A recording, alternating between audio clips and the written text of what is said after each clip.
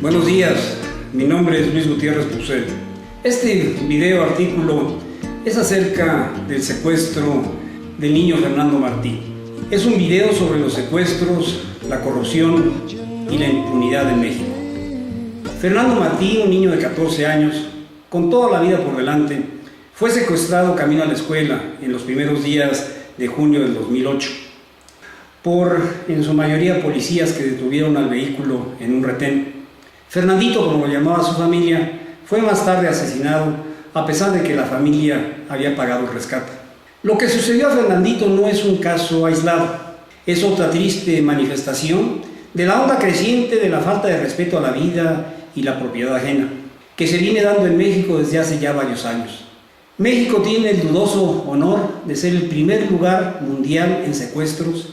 En lo que va del año, enero a julio, se estima que ha habido 1.360 secuestros, de los cuales solo 450 han sido denunciados y más de 80 han perdido la vida.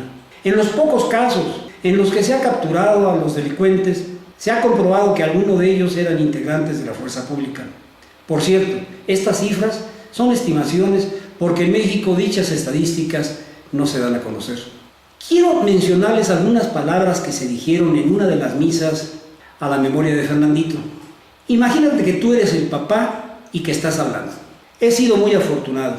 Dios me dio la oportunidad de tener un hijo, un hermoso niño que solo pedía una cosa, cariño. Recuerdo el primer día que me dijo papá y sentí cómo el cielo se abría. Pasaron los años, me sorprendía ver cómo mi pequeño niño se hacía un hombrecito. Cumplió 14 años, la vida nos sonreía. Pero un día el cielo se nubló. Me avisaron que mi hijo acababa de ser secuestrado. Ahora escuchen algo del mensaje de Alfredo Harp, quien también fue víctima del secuestro años atrás. Imaginen lo que ese padre y su familia sintieron. La incertidumbre, la angustia. Esperaron 50 días. Se hincó ante las autoridades, pidió auxilio a la policía, pagó el rescate. Pasó un día, otro y otro. Por fin una llamada. Habían encontrado el cuerpo de una persona en la cajuela de un coche y había que identificarlo. Este texto me conmovió cuando lo recibí por internet y se lo envié a varios familiares y amigos. Un amigo de toda la vida, el arquitecto Jesús Goyeneche, maestro universitario, hombre de hablar franco y enorme corazón, me contestó: «Carajo, Luis, esto me tiene furioso, aparte de consternado. Quisiera agarrar a uno de estos cabrones y sacarle los ojos o meterles un tiro en el culo, para que no murieran luego, sino que sufrieran poco a poco». Y más respuestas por ese tenor. Por todo lo anterior decidí hacer este video. En mis 63 años de existencia nunca había visto semejante corrupción, impunidad e inseguridad como la que azota nuestro país hoy en día. ¿Cómo le podemos exigir un comportamiento honesto a un policía cuando ve que las autoridades políticas y administrativas son tan corruptas? Los policías ven cómo sus jefes y los jefes de sus jefes se hinchan de dinero al amparo del poder. Así es que ellos buscan también la ganancia personal en lo que saben hacer, pero ahora del otro lado. Los mandos bajos han perdido orgullo y respeto por su trabajo. Es por ello que la mayoría de las bandas criminales tienen ahora en sus filas a policías o a ex policías. La corrupción es la principal culpable de nuestro atraso. La corrupción le cuesta al país alrededor de 60,000 millones de dólares al año. Estamos hablando de que cada mexicano deja de percibir 6,000 pesos de ingresos. Esto representa cerca del 7% del Producto Interno Bruto. Estos cálculos, les aseguro, son estáticos y muy conservadores. Cuando lo vemos de manera dinámica a través del tiempo, la corrupción reduce el crecimiento de la economía en un punto porcentual cada año. Si México no hubiera tenido la corrupción que ha tenido desde la terminación de la Revolución Mexicana, tendríamos ahora un ingreso per cápita superior al de Canadá. Junto con la corrupción, la impunidad es también culpable de nuestra creciente inseguridad. Solo se denuncia 1 de cada 4 secuestros. Y cuando hay denuncia, lo más probable es que quede olvidada en un escritorio. Y cuando hay seguimiento, lo más probable es que no den con el criminal. Y si dan con el criminal, lo más probable es que haya arreglo con los policías. Y si es remitido al Ministerio Público, lo más probable es que el Ministerio Público haga mal su averiguación previa. Y si el Ministerio Público hace su trabajo bien, lo más probable es de que haya algún arreglo con el juez. Y si el juez lo sentencia, lo más probable es que arregle desde la cárcel sobornos y secuestros, y cuando salga sea aún más peligroso. ¿Cuál es la solución? A corto plazo y de manera inmediata, endurecer las penas. Sí, hay que endurecer las penas, no me cabe la menor duda.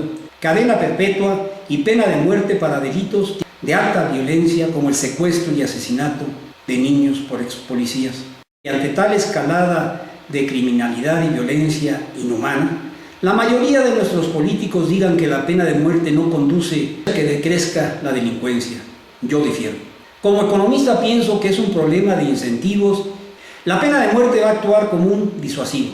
Pero aún si no influyera en la conducta criminal, es lógico que la delincuencia va a disminuir, porque muerto el criminal evita que organice desde la prisión más secuestros, más crímenes y más atracos, y que vuelva a delinquir cuando salga de la prisión.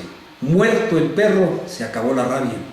O como dice mi querido amigo Carlos Pérez, la solución necesita 3 Cs: cabeza, corazón y cojones. ¿Cuál es la solución a mediano y largo plazo? ¿Cómo acabar con esta plaga? Hay que atacar los orígenes, hay que procesar a los funcionarios corruptos actuales y pasados, y hay que parar con la impunidad. Es cierto, esto es fácil de decirlo, pero muy difícil de hacerlo, pues las soluciones están en las manos de los que van a ser objeto de las investigaciones. Pero por difícil que sea, se necesita urgentemente implementar una operación manos limpias, como lo hicieron los italianos en 1992. Los jueces de Milán empezaron procesos contra los partidos políticos y diputados del Parlamento que estaban bajo sospecha de corrupción. Estos procesos llevaron al encarcelamiento y suicidios de varios políticos, funcionarios y empresarios, la desaparición de varios partidos políticos y a la drástica reducción en la corrupción e impunidad en la sociedad italiana. Algo parecido necesitamos en México, pues nuestro sistema de impartición de justicia no está funcionando. Es un barco sin brújula. Hay que cambiarlo, pero es obvio que no se puede cambiar bajo el sistema político actual, pues vivimos bajo un clima de ingobernabilidad, un poder ejecutivo y uno legislativo que no se entienden, que no buscan el beneficio nacional ni quedar bien con la historia, sino que buscan ganancias personales, partidistas o tribales. No se podrá cambiar nada mientras sigan llegando al poder políticos como los actuales, independientemente de que provengan del PAN, PRI o el PRD. Se requieren nuevas figuras, personas más honestas, gente comprometida con el México actual y futuro. Y esto implicaría subirnos al ring político, luchar contra los políticos actuales, o dar un golpe de Estado. Y esto último, de acuerdo a la historia, sería contraproducente, pues la propia solución engendra su propia semilla de abuso destructivo. ¿Cuál sería entonces la solución a mediano y largo plazo? ¿Crear un nuevo partido político? ¿Promover un cambio de forma de gobierno a un sistema parlamentario para darle más gobernabilidad al país? ¿Descentralizar a los sistemas policiales y concentrarlos en unos cuantos organismos con buenos recursos? Desgraciadamente tengo más preguntas que respuestas, pero soy optimista. Creo que como sociedad eventualmente le pondremos un alto, un hasta aquí a la corrupción e impunidad que ha secuestrado a nuestro país y el futuro de nuestros hijos. México requiere educación de calidad, empleos dignos y una distribución equitativa del ingreso. Pero para poder empezar a generar dichas oportunidades, requerimos un clima de seguridad y de libertad. Libertad de vivir como personas normales, sin tener la eterna paranoia y ansiedad continua de la seguridad propia y la de nuestros hijos.